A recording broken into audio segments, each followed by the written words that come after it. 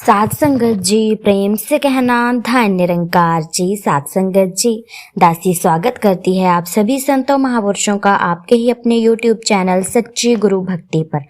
सात संगत जी, दासी आप जी संतों महापुरुषों के सामने आज फिर से एक नई प्रेरणादायक कहानी लेकर के आई है।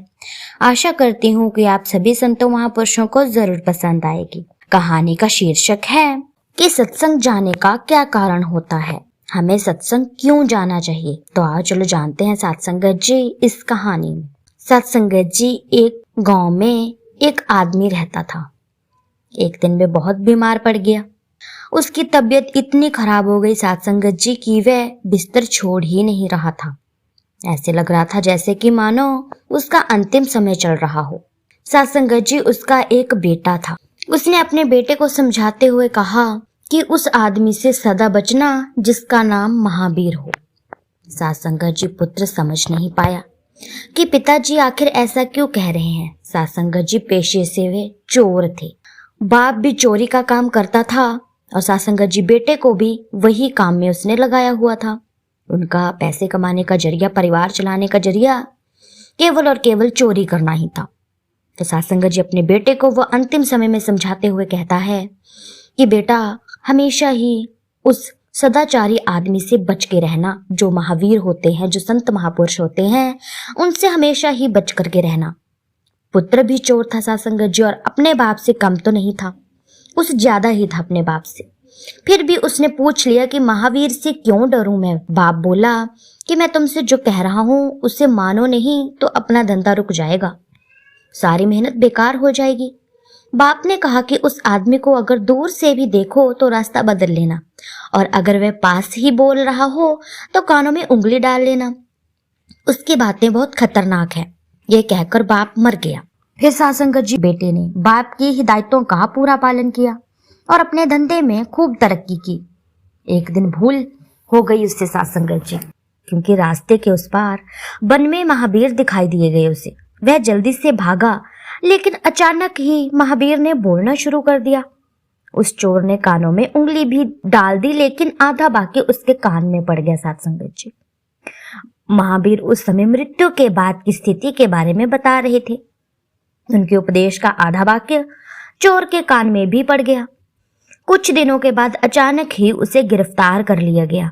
सिपाहियों ने उससे सच्चाई उगलवाने के लिए नए नए हथकंडे का इस्तेमाल किया, परंतु उससे कुछ भी उगलवा नहीं पाए। सबको मालूम था कि अपराधी वही है, फिर भी कोई परिणाम नहीं जुटा पा रहे थे कोई भी। सबकी कोशिशें विफल होती जा रही थी सात संगत जी, क्योंकि उसके बाप ने उसे बहुत अच्छे तरीके से समझाया था कि हम चोर हैं पेशे से, और यदि हमें अपने पेशे को चला के रखना है तो हमें ये सब करना पड़ता है। महावीर संतों महापुरुषों से दूर रहना पड़ता है और उनके बोल बचनों से भी दूर रहना पड़ता है। इसीलिए सात संगत जी उसने उन्हीं वाक्यों को अपने मन में ढाल करके रखा हुआ था, उन्हें बसा करके रखा हुआ था। वे एक भी नियम अपने पापा का बताया हुआ तोड़ना नहीं चाह रहा था। अचानक ही उन्होंने एक तरकीब सोची। उन्हें गहरी बेहोशी की दवाई दे दी गई। कई दिनों तक बेहोश रखा गया उसे ऐसी जगह ले जाया गया जो कि उसने पहले कभी नहीं देखी थी। फिर भी कुछ युवतियों को उसके पास भेजा गया सच उगलवाने के लिए सात संगत जी। उन्हें पूरा भरोसा था कि इतने दिनों की बेहोशी के बाद अब ये पक्का ही सच उगलवाई देगा, क्योंकि उसे ये लगेगा कि इतने दिन में बेहोश था तो शायद मेरी मृत्यु हो गई है, इसीलिए वो मृत्यु को स्वीकार कर लेगा और उसे लगेगा कि ये युवतियां नहीं, यमराज की सेविकाएं हैं और उन्हें उस चोर को उनके कर्मों के अनुसार स्वर्ग या नरक में ले जाने के लिए आई हैं। उन्होंने कहा कि तुम सच सच अपने कर्मों के बारे में बता दो। अगर तुमने सच बोला तो हम उन्हें स्वर्ग ले जाएंगी, और अगर तुमने सच नहीं बोला तो नरक में जाना होगा तुम्हें। सात संगत जी उसे यकीन आने लगा था, इसीलिए उसने सोचा कि अपने पाप कर्मों को स्वीकार करके स्वर्ग में चढ़ना चाहिए। बचाव का यही उसे एकमात्र मार्ग दिखाई दे रहा था। परंतु सात संगत जी उसे ये भी ध्यान आ रहा था कि कहीं उसके साथ धोखा तो नहीं हो रहा। महावीर की कही हुई बात अचानक ही उसके दिमाग में कौंध गई। उन्होंने कहा था कि यमलोक के सेवकों के पैर उल्टे होते हैं। उसने ध्यान से उन युवतियों के पैरों की ओर देखा। उनके पैर ठीक थे जैसे कि हमारे पैर होते हैं सात संगत जी, उनके भी वैसे ही थे। उसे यकीन आ गया कि जरूर उसके साथ धोखा किया जा रहा है। वह बोल उठा, बात तो आपकी ठीक है सेविकाओ, मौका भी बहुत बढ़िया है स्वर्ग में जाने का, लेकिन कोई पाप तो मैंने किया नहीं, इसीलिए मैं क्या कहूँ। वे युवतियां हैरान रह गई। सब जानते थे कि चोर वही है। बहुत मुश्किल से हाथ आया था वो चोर, इसीलिए अधिकारी चूकना नहीं चाहते थे। उसे गिरफ्तार किसी न किसी तरीके से वे कर ही लेना चाहते थे।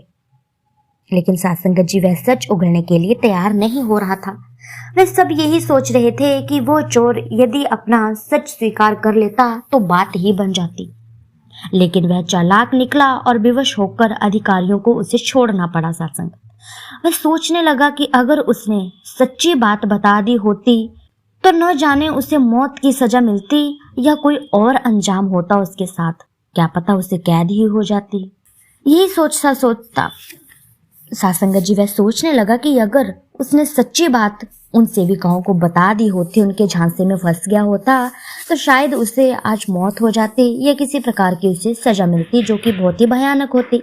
सासंगत जी वो सोचने लगा, कम सजा तो उसे मिलनी नहीं थी। महावीर के आधे वाक्य ने जब इतनी बड़ी सजा से छुटकारा दिला दिया तो उनका पूरा प्रवचन तो सब बंधनों से ही छुटकारा दिला सकता है। सासंगत जी वो ऐसा सोचने लगा कि लोग इसीलिए सत्संग में आया जाया करते हैं ताकि वह इन सब चीजों से बच सके। उसके दिमाग में सासंगत जी बहुत सारी बातें घूमने लगी इस घटना के बाद कि मैं तो सोचता था कि ये लोग पागल हैं जो कि इन साधु संतों के पीछे लगे रहते हैं।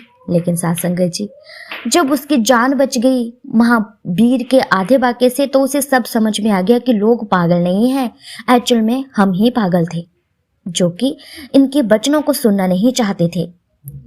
इनको देख करके ही हम मुंह फेर लेते थे दूर से ही। लेकिन सासंगत जी उसे इस बातों का पूरा और पूरा एहसास हो रहा था कि महावीर संत बहुत ही दयालु होते हैं, एक परमात्मा का रूप होते हैं, और ये जो वाक्य कह देते हैं उनसे वाकई ही हमारी जिंदगी बदल सकती है जैसे कि उसकी बदली थी। तो सत्संगत जी इसीलिए वह एक मठ कर लेता है कि अब मैं ये चोरी चकारी छोड़ करके मैं अब संत महापुरुषों की शरण में चला जाऊंगा और अपना जीवन वहीं पर सारा व्यतीत करूंगा। तो सत्संगत जी इसीलिए कहा जाता है कि हमें सत्संग में जाना बहुत ही जरूरी होता है। अब वह फौरन भागा और महावीर के चरणों में लेट गया। पूरी बात बताई और दीक्षा देने का आग्रह किया उसने। सत्संगत जी वह कहने लगा कि मुझे भी ब्रह्म ज्ञान चाहिए।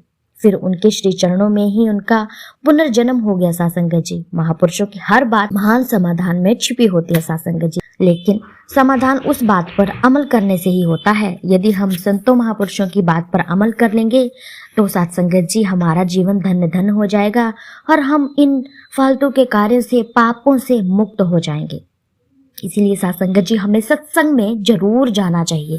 यही कारण होता है कि हम सत्संग में जाते हैं ताकि हम बुरे कर्मों से दूर रहें, पाप करने से दूर रहें। सत्संगत जी हम किसी का जाने अनजाने में दिल ना दुखा दें ताकि हमारे कुछ बोलों से किसी के दिल को तकलीफ ना पहुंचे। सत्संगत जी हम एक श्रेष्ठ जो है जिंदगी जीने के लिए और जिंदगी की सीख लेने के लिए सत्संगत जी संगत में जाया करते हैं, संतों महापुरुषों के वचन सुना करते हैं। सत्संगत जी सतगुरु माता भी यही जगह जगह जाकर के समझा रही है कि हमें ये मानुष चोला जो मिला है बहुत ही मुश्किल से मिला है।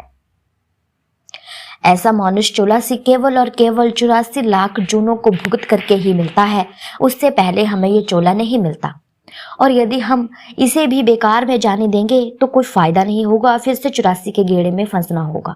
इसीलिए सत्संगत जी सतगुरु माता जी हर जगह जाकर के सत्संग कर रही हैं कि अपने इस जीवन को संवारो, जिंदगी अनमोल है, इसे माटी में ना रोलो। तो सत्संगत जी हमें सत्संग में जरूर जाना चाहिए, अपने परिवार को भी लेकर के जाना चाहिए और अपने बच्चों को भी यही सीख देनी चाहिए। यदि कोशिश कर सके तो आस पड़ोस के रिश्तेदारों को भी हम सत्संग में ले जाने की कोशिश करें ताकि इस परम पिता परमात्मा की दरबार में हमारी हाजिरी लग सके और हम इन पापों से मुक्त हो सकें। तो सत्संगत जी दासी की ये सच्ची घटना आप जी संतों महापुरुषों को अच्छी लगी हो तो वीडियो को लाइक कीजिएगा, चैनल पर नए हैं तो चैनल को सब्सक्राइब जरूर कर लीजिएगा। ऐसी ही प्रेरणादायक कहानियां मैं आप जी संतों महापुरुषों के सामने लेकर के आती रहती हूँ। और सत्संगत जी कमेंट में धन निरंकार जी जरूर लिखिएगा। तो सत्संगत जी मिलती हूँ मैं आपसे नेक्स्ट वीडियो में, तब तक के लिए धन निरंकार।